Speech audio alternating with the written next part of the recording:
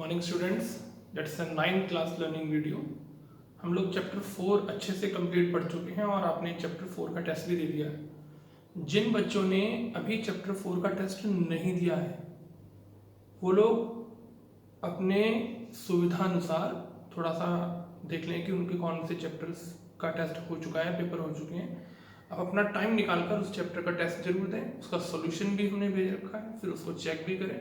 आज हम लोग चैप्टर 6 से शुरू कर रहे हैं। देखिए चैप्टर 6, तो चैप्टर 6 किताब में पढ़ने से पहले मैंने कुछ जो चैप्टर 6 के बेसिक चीजें होती हैं जिससे हमारा माइंड ओपन हो जाए कि हमें किस तरह की चीजें पढ़नी है। चैप्टर का नाम है lines and angles. Lines and angles, ठीक है। तो देखिए सबसे पहले हम पढ़ते हैं कि ये कॉम्प्लीमेंट एंगल कौन से होते हैं। अब मुझे कॉम्प्लीमेंट एंगल निकालना है 67 का, 50 का, 90 का और 100 का। तो मैं क्या करूंगा, जब भी कॉम्प्लीमेंट्री एंगल का सम हमेशा 190 डिग्री होता है, जो सप्लीमेंट्री एंगल होते हैं उनका सम 180 डिग्री होता है। अब 60 और 30 दोनों को प्लस करो कितना आता है 90, तो दोनों कॉम्प्लीमेंट्री एंगल्स हैं। तो अगर मुझे किसी का कॉम्प्लीमेंट निकालना हो, कॉम्प्लीमेंट एंगल निकालना हो, तो मैं क्या लिखूंगा, ऐसे लिखूंगा कॉम्प्लीमेंट ऑफ 67 डिग्री। ऐसे लिखने के बाद मैं 90 में से उस एंगल को क्या कर दूंगा, माइनस कर। देखिए 10 में से 7 गया 3, 8 में से 6 गया 2, ये आपका आंसर। किसी भी एंगल का कॉम्प्लीमेंट निकालना हो तो उसे 90 डिग्री में से क्या कर दो, माइनस कर दो। 50 डिग्री को 90 में से माइनस कर दो 40 डिग्री, 90 में से 90 ही माइनस कर दो, क्या हो गया 0 डिग्री। बच्चे कंफ्यूज हो जाते हैं तो 90 आ गया, तो कोई बात नहीं, क्या लिखेंगे कॉम्प्लीमेंट ऑफ 90 डिग्री। 90 में से 90 को भी क्या कर देंगे माइनस, क्या आंसर आ गया 0। 0 डिग्री का भी एंगल होता है, आप अपने प्रोट्रैक्टर पे चेक करो, 0 डिग्री का भी एंगल होता है, राइट। अब वो कह रहा है कि 100 डिग्री, ठीक है, जरा ध्यान से समझना। कॉम्प्लीमेंट ऑफ 100 डिग्री करना 90 में से ही माइनस है, ये नहीं कि आप 100 में माइनस कर दो, 90 में से माइनस करना है। 90 माइनस 100, बताओ क्या आंसर आएगा, माइनस का 10। कभी आपने एंगल सुना कि कभी एंगल नेगेटिव होता है, एंगल कभी भी नेगेटिव नहीं होता, तो ये गलत हो गया। क्या लिखेंगे, सिंस एंगल may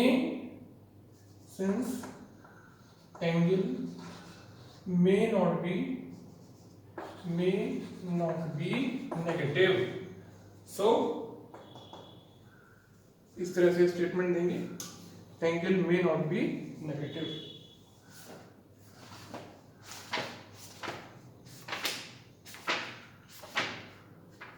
इसलिए नेगेटिव एंगल कभी भी पॉसिबल नहीं है, इसलिए हमें एक बस निकालना जरूर है, लेकिन उसके साथ हमें ये वाला स्टेटमेंट भी देना है।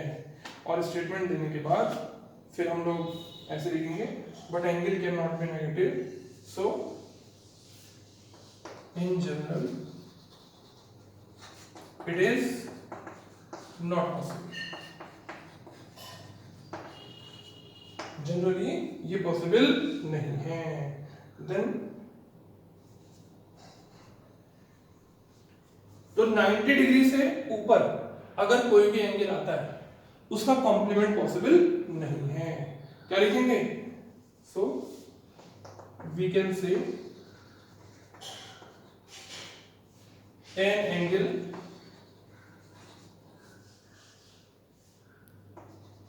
मोर than 90 degree then its complement is not possible, ठीक है। तब इसका कॉम्प्लीमेंट का पॉसिबल नहीं है। देखिए तो अगर कोई भी एंगल 100 से बड़ा, 90 से बड़ा आ जाए तो आपका आंसर नेगेटिव आएगा। तो आप इतना बड़ा भी लिखने की बजाय ये भी लिख सकते हैं, सिंस एंगल में not be negative so it is not possible, बस इतना भी लिख सकते हैं। ये हमने आपको जनरल नॉलेज के लिए बताया कि ये भी आप लिख सकते हैं। ये बात पक्की हो गई कि किसी भी एंगल को जिसका आंसर 90 डिग्री से ज्यादा हो कॉम्प्लीमेंट निकालना पॉसिबल नहीं है, ठीक है। चलिए सप्लीमेंट में क्या करते हैं, जैसे इसमें से 90 में से माइनस करते थे, सप्लीमेंट में क्या करेंगे, सप्लीमेंट में 180 में से माइनस करेंगे। याद रखिएगा कॉम्प्लीमेंट्री एंगल्स का सम 90 होता है और सप्लीमेंट्री एंगल्स का सम 180 डिग्री होता है। तो कह रहा है कि फाइंड द सप्लीमेंट ऑफ, तो क्या लिखूंगा यहाँ लिखूंगा मैं सप्लीमेंट ऑफ, बताओ कितने डिग्री, 20 डिग्री। क्या करेंगे, 180 डिग्री में से 20 डिग्री को माइनस कर देंगे, आपका आंसर 160 आ जाएगा। ठीक है, 99 को 180 में से माइनस कर देंगे, 180 को 180 में से माइनस कर देंगे, 0 आ जाएगा। देखो अब ये 180 से बड़ा आ गया, तो जब 180 से बड़ा आएगा तो आंसर आएगा 180 माइनस 190। ये देखो करना 180 में से ही माइनस है, तो आंसर -10 आ गया। क्या लिखेंगे? एंगल में not be negative, in general it is not possible, so we can say that angle more than कितने degree? 180 degree, then its supplement is not possible. ये देखिए इसका सप्लीमेंट एंगल पॉसिबल नहीं है। ठीक है, तो जब भी अब मोटी मोटी बात क्या हुई कि कॉम्प्लीमेंट निकालने के लिए 90 में से माइनस करते हैं और सप्लीमेंट एंगल निकालने के लिए उसको 180 में से माइनस करते हैं। चलिए ऐसे ही कुछ जनरल लैंग्वेज के क्वेश्चंस हैं कॉम्प्लीमेंट और सप्लीमेंट के, इनको ध्यान से पढ़ते हैं।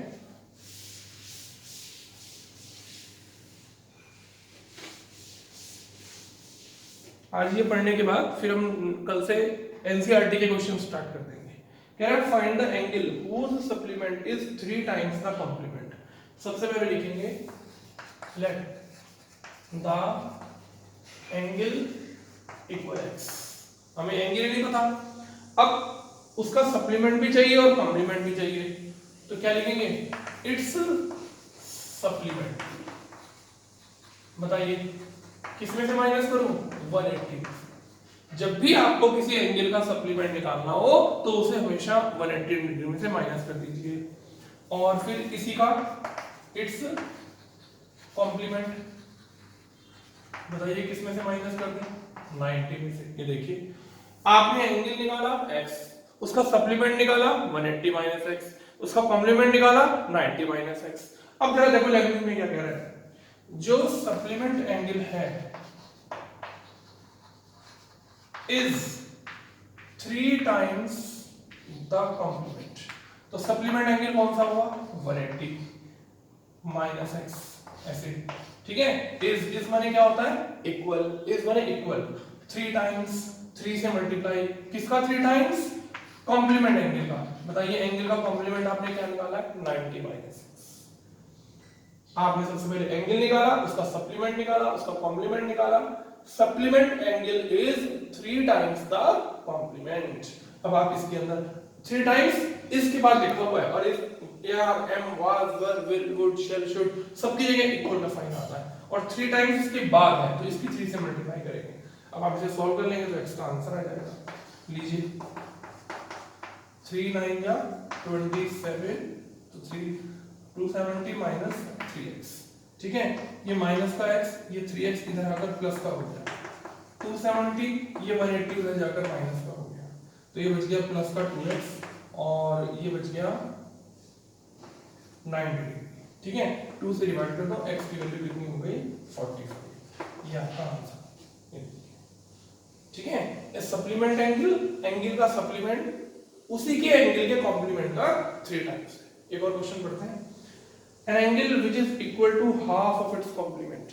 एक एंगल जो अपने कॉम्प्लीमेंट का हाफ है, तो सबसे पहले एंगल को क्या मान लेते हैं? x।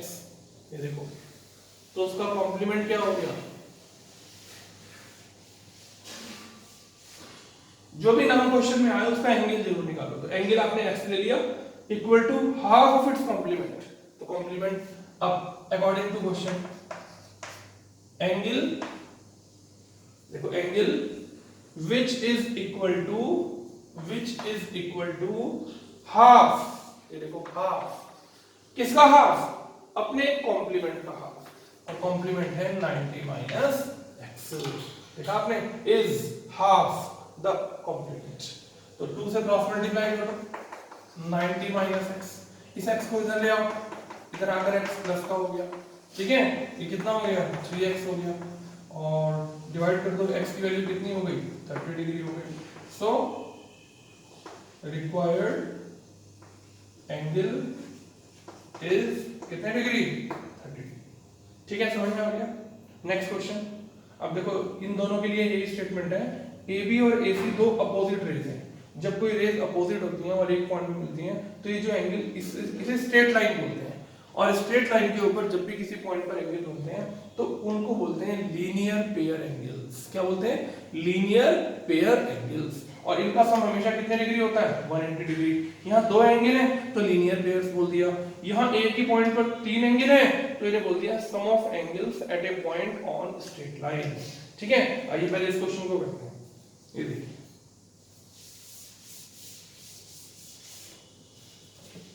देखिए इस फिगर में ये दोनों एंगल, तो मैं डायरेक्ट लिख रहा हूं, इसका नाम है डी ए सी, इसका नाम है डी ए बी। तो क्या लिखूंगा, एंगल डी ए सी और एंगल डी ए बी, इन दोनों का सम 180 होगा, ब्रैकेट में लीनियर पेयर। ये देखिए लीनियर पेयर। ठीक है, अब वैल्यू पुट कर दीजिए, 2x प्लस 3x माइनस 40, दोनों का सम 180, ये हो गया 5x, इस 40 को उधर ले जाइए और ये हो गया 5x इक्वल्स कितना 220, और x की वैल्यू हो गई 220/5, काट दीजिए, 5 4 जा 20 और 5 4 जा 20, ये आपका 44 आंसर। ठीक है, तो जब भी इस तरह के एंगल स्ट्रेट लाइन पे बने हो तो दोनों का सम 180। ऐसे ही यहाँ पर ये तीन एंगल है, देखिए कौन कौन से तीन एंगल है, C A E A D और डी ए बी। तो मैं नाम लिख रहा हूं, angle C A E plus E A D plus D A B. अब क्या लिखूं ब्रैकेट में, ब्रैकेट में लिखेंगे सम ऑफ, जब दो से ज्यादा आ जाते हैं, दो आए तो लीनियर पेयर, दो से ज्यादा आए तो sum of angles at a point on straight line, sum of angles at a point on straight line. तो चलिए इसका आंसर क्या था, 3x माइनस 5, और उससे अगले का आंसर था 55, और उससे अगले का आंसर था x प्लस 20, और तीनों का सम कितना है 180। ठीक है, चलिए 3x में x प्लस करो 4x, और 55 और माइनस के 5 50, 50 प्लस 20 70, और उधर हो गया 180, और 4x, इस 70 को उधर जाकर माइनस कर दो 110, x की वैल्यू हो गई 110/4, 4 2 जा 8, 3 4 7 जा 28, और ये हो गया x का आंसर 27.5। ठीक है, चेक कर लीजिएगा कोई मिस्टेक तो नहीं, 4x 50 और 70 उधर जाकर माइनस 110 और 4 से डिवाइड, 4 2 जा 8, 4 7 जा 28, 2 पॉइंट लगाकर 4 पॉइंट, बिल्कुल सही आंसर है x। तो दो एंगल हो तो लीनियर पेयर, और दो से ज्यादा हो तो sum of angles at a point on straight line. ठीक है, आइए एक और क्वेश्चन करते हैं।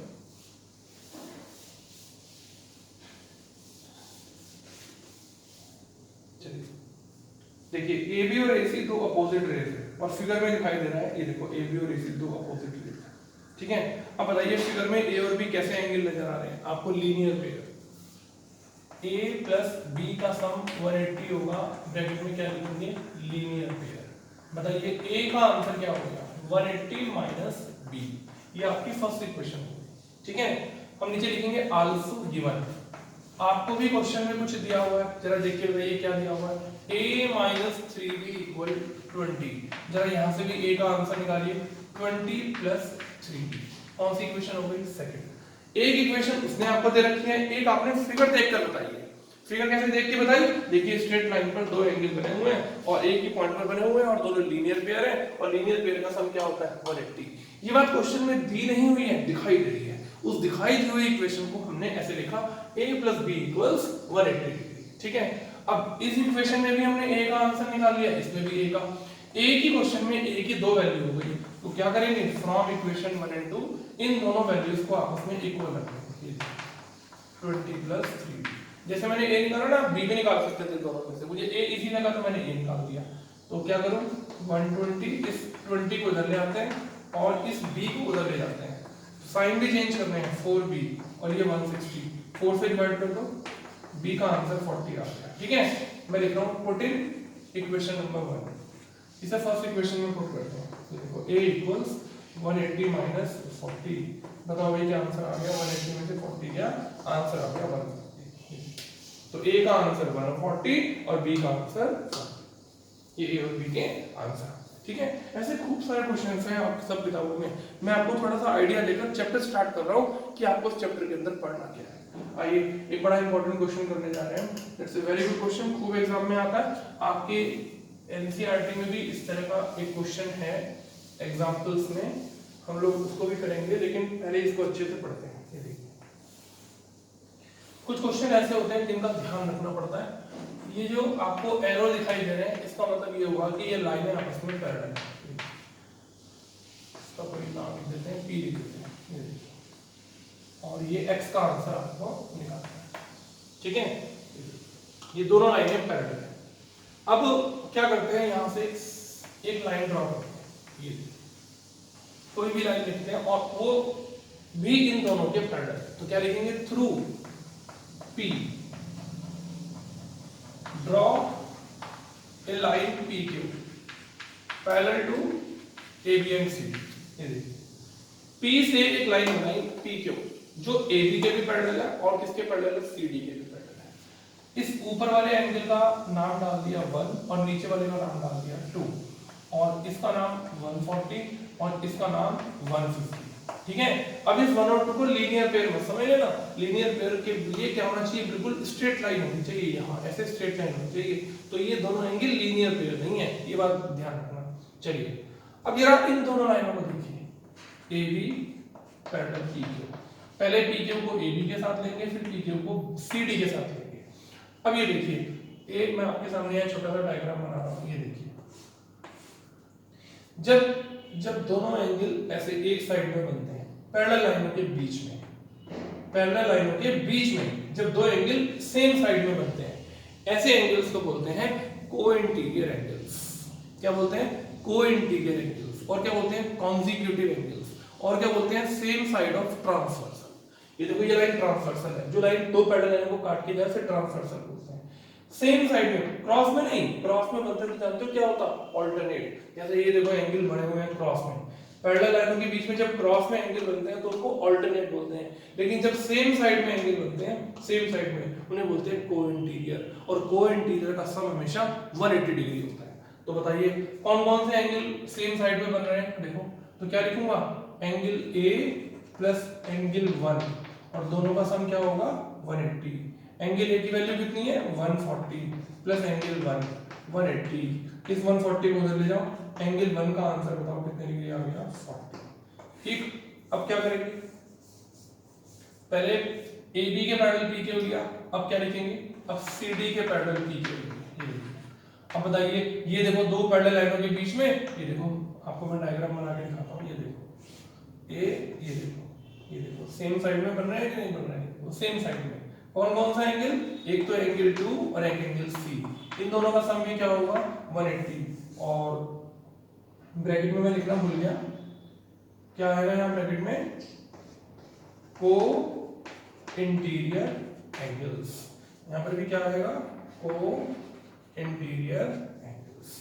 एंगल 2 की वैल्यू मालूम नहीं है, C की वैल्यू 150 है और ये उधर जाकर माइनस हो गया, एंगल 2 का आंसर 30 डिग्री आ गया। ठीक, अब आपने एंगल 1 का आंसर भी निकाल लिया और 2 का भी, और देखिए 1 और 2 को मिलाकर पूरा एंगल कितने डिग्री का बना हुआ है, x का। तो बताइए x निकालने के लिए क्या करेंगे, एंगल 1 और 2 को प्लस कर देंगे, यानी कि 40 में 30 को प्लस कर देंगे तो आपका आंसर क्या आ जाएगा 70। याद रखना पड़ेगा, जिन बच्चों को ये बात याद रहेगी कि यहाँ एक पैरेलल लाइन बनानी है तो, और उन्हें पता होगा कि प्रॉपर्टी कैसी होती है, पैरेलल लाइनों के बीच में जब सेम साइड में एंगल बनते हैं, सेम साइड में, तो ऐसे एंगल्स को कोइंटीरियर बोलते हैं। ठीक है, ये दोनों कोइंटीरियर हुए क्योंकि ये दो लाइनों के बीच में बने, ये दोनों कोइंटीरियर हुए क्योंकि ये दोनों सेम साइड में बने हुए हैं। तो इन दोनों का सम भी 180 होगा, इन दोनों का सम भी 180। ठीक है, इससे हमने एंगल 1 और 2 का आंसर निकाल लिया और ये x और y की x की वैल्यू। एक और क्वेश्चन करते हैं, देखिए बिल्कुल सिंपल, ये भी ऐसे ही है। ये सारे क्वेश्चंस आपके माइंड को ओपन करने के लिए किए जा रहे हैं, जिससे आपको पता चले कि आपको इस चैप्टर के अंदर पढ़ना क्या है। देखिए अब बताइए, अब ये एंगल निकालना है, सॉरी y और x निकालना है, और उसके लिए अगर मैं ऐसे करूं, ये देखिए ये दोनों लाइनों पर यहाँ एरो लगाना है क्योंकि लाइनें पैरेलल दे रखी हैं। तो क्या लिखूंगा, PQ लाइन आर एस के पैरेलल है और इन दोनों लाइनों को ये लाइन काट के जाती है and A B is the transversal. इसे क्या बोलते हैं? ट्रांसवर्सल। दो पैरेलल लाइनों को बीच में से काटने को बोलते हैं ट्रांसवर्सल। स्पेलिंग लिखने की जरूरत नहीं, ऐसे निशान लगा दीजिए। तो बताइए जब पैरेलल लाइनों के बीच में क्रॉस में एंगल बनते हैं तो एक्स का आंसर क्या हो गया? 60 डिग्री। ऐसे एंगल्स को बोलते हैं ऑल्टरनेट इंटीरियर एंगल्स। जो एंगल क्रॉस में बनते हैं उनको ऑल्टरनेट एंगल्स बोलते हैं। ठीक है, अब एक्स का आंसर भी आ गया, अब वाई चाहिए। देखिए आपके पास अब आगे चलने के दो रास्ते हैं। या तो आप लीनियर पेयर से ये एंगल निकालें और तीनों का सम क्या कर दें? 180। सोचो भाई, आपने लीनियर पेयर से ये एंगल निकाल लिया 180 में से इसे माइनस करके, फिर आपने इन तीनों का सम 180 कर दिया तो वाई का आंसर आ गया, क्योंकि एक्स आप निकाल चुके। एक और प्रॉपर्टी है, किसी भी ट्रायंगल का एक्सटीरियर एंगल अपने दोनों अपोजिट एंगल के सम के इक्वल होता है। दोनों अपोजिट एंगल के सम के। अब अपोजिट कौन से हुए? एक्सटीरियर के साथ वाले को तो लीनियर पेयर बोलते हैं, तो जो बाकी के तो बच जाते हैं। ठीक है, तो मैं एक प्रॉपर्टी लगा रहा हूं, in triangle ABC exterior angle ACS अपने दोनों अपोजिट एंगल के सम के इक्वल होगा। ब्रैकेट में क्या लिखेंगे? Exterior angle sum property of triangle. Triangle की लाइन को प्रोड्यूस करने पर जब एक्सटीरियर एंगल बनता है तो वो दोनों अपोजिट एंगल के सम के इक्वल होता है। ये साथ वाला लीनियर पेयर है, इसको छोड़ देंगे तो जो बाकी के दो एंगल ट्रायंगल में बचेंगे वो होंगे अपोजिट एंगल्स। ठीक है, तो चलिए ये इन दोनों के लिए अपोजिट एंगल्स हैं। ये 117, x का आंसर ऊपर 60 और देखो कितना इजी हो गया। बस 117 में से 60 को क्या कर देंगे? माइनस, तो y का आंसर आ गया 7 और 57 आपका आंसर आ गया। x का भी आंसर आ गया और y का भी आंसर आ गया। ठीक है, प्रॉपर्टी आप बड़ा करना चाहें पहले लीनियर पेयर से इसको निकालें, फिर ट्रायंगल के तीनों एंगल का सम 180 करें, तब भी आपका आंसर यही आएगा। शॉर्टकट। चलिए ये क्वेश्चन बचा, इसको करते हैं, फिर कल से हम एनसीईआरटी के क्वेश्चन शुरू करेंगे। देखिए अब बताइए, ये दोनों लाइनें एरो लगे हुए हैं ना, पैरेलल है, तो बताइए ए बी लाइन किसके पैरेलल है? CD के। देखो ये दोनों लाइनें पैरेलल है। बताइए 60 और z में क्या रिलेशन होगा? सोच के देखिए, 60 और z का सम 180 होगा। क्यों होगा? Linear pair. ये देखिए एक साथ एक ही स्ट्रेट लाइन के ऊपर एक ही पॉइंट पर दो एंगल बने, जब लाइन स्ट्रेट हुआ करती है तो उस पॉइंट पर बनने वाले दोनों एंगल का सम 180 होता है। तो ब्रैकेट में क्या लिखेंगे? Linear pair. इस 60 को उधर जाकर माइनस कर दीजिए, 180 माइनस 60, तो बताइए z की वैल्यू कितनी हो गई? 120। एक आंसर आ गया। अब बताइए z के क्रॉस में कौन बना हुआ है? z के क्रॉस में देखिए x बना हुआ है, z के क्रॉस में x बना हुआ है। क्रॉस में अगर ये सेम साइड ही होते तो को इंटीरियर होते, लेकिन जब क्रॉस में एंगल बनता है क्या लिखेंगे? सो z इक्वल्स x। जो आंसर z का होगा वही x का होगा और दोनों का आंसर 120 होगा। ब्रैकेट में क्या लिखेंगे? Alternate interior angles. ऑल्टरनेट, जो एंगल क्रॉस में मिलते हैं उसको बोलते हैं ऑल्टरनेट इंटीरियर। ठीक है, अब आपका x का आंसर भी आ गया। अब देखिए x और y एक दूसरे के आगे पीछे बने हुए हैं, तो x किसके इक्वल होगा? y के। आंसर x का कितना है? 120, तो y का भी कितना होगा? 120। ब्रैकेट में क्या लिखेंगे? Vertically opposite angles. ये देखिए वर्टिकली अपोजिट एंगल्स, जो एक दूसरे के पीछे बनते हैं उनको बोलते हैं वर्टिकली अपोजिट एंगल्स। ठीक है, तो आपने देखा 60 से लीनियर पेयर ये निकाला, ये और ये दोनों ऑल्टरनेट हो गए और इसका अपोजिट y हो गया। अब एक नाम रह गया, जरा देखिए, आप ऐसे भी लिख सकते थे कि z y के इक्वल होगा। देखो z, एक एंगल छोड़ दो, y पर आ जाओ, इसे बोलते हैं कॉरस्पॉन्डिंग एंगल्स। क्या बोलते हैं? कॉरस्पॉन्डिंग। ठीक है, मैं आपको इसी में यहाँ एक डायग्राम बना के दिखाता हूँ, इनमें नंबर डाल देता हूँ 3 4 5 6 7 8। ठीक है, बताइए 1 का कॉरस्पॉन्डिंग कौन होगा? 5। 1 और 5 इक्वल होंगे, ब्रैकेट में कॉरस्पॉन्डिंग 1 का कॉरस्पॉन्डिंग होगा 5, एक छोड़कर। अब आप मान लिया 7 देखना चाहते हैं, 7 के साथ 6 जोड़ दीजिए, सीधे चलिए 3, तो 7 का कॉरस्पॉन्डिंग कौन होगा? 3। 8 का कॉरस्पॉन्डिंग कौन होगा? 4। 5 का ऑल्टरनेट कौन होगा? ऑल्टरनेट क्रॉस में देखते हैं, क्रॉस में, तो 5 और 3 ऑल्टरनेट एंगल। ठीक है, 8 का ऑल्टरनेट क्या होगा 2, ऐसे बाहर, अंदर का अंदर देखते हैं क्रॉस में और बाहर का बाहर। इन चारों को बोलते हैं इंटीरियर एंगल और इन चारों को बोलते हैं एक्सटीरियर एंगल। ये लाइनों के बाहर बने हुए हैं, तो ऑल्टरनेट एक्सटीरियर और ऑल्टरनेट इंटीरियर। तो 4 का क्रॉस में 6 बना हुआ है, लेकिन 1 के क्रॉस में 7 बना हुआ है। ठीक, तो जो क्रॉस में एंगल बनते हैं उनको ऑल्टरनेट बोलते हैं। उसी लाइन में एक छोड़कर अगला एंगल चलते हैं उसे कॉरेस्पॉन्डिंग बोलते हैं। जो एंगल साथ साथ बनते हैं उनको लीनियर पेयर बोलते हैं, और जो जो लाइनों के बीच में सेम साइड में बनते हैं उनको को-इंटीरियर बोलते हैं। क्या बोलते हैं? को-इंटीरियर। ठीक है, अब जैसे जैसे क्वेश्चन आते जाएंगे फिर हम उनको करेंगे। आज आप थोड़ा सा इसको बेसिक करिए, ये सारे क्वेश्चन कॉपी पे करिए, और फिर मैं कल से एनसीईआरटी चैप्टर नंबर 6 आपका बुक में से शुरू करूंगा। ठीक है ना?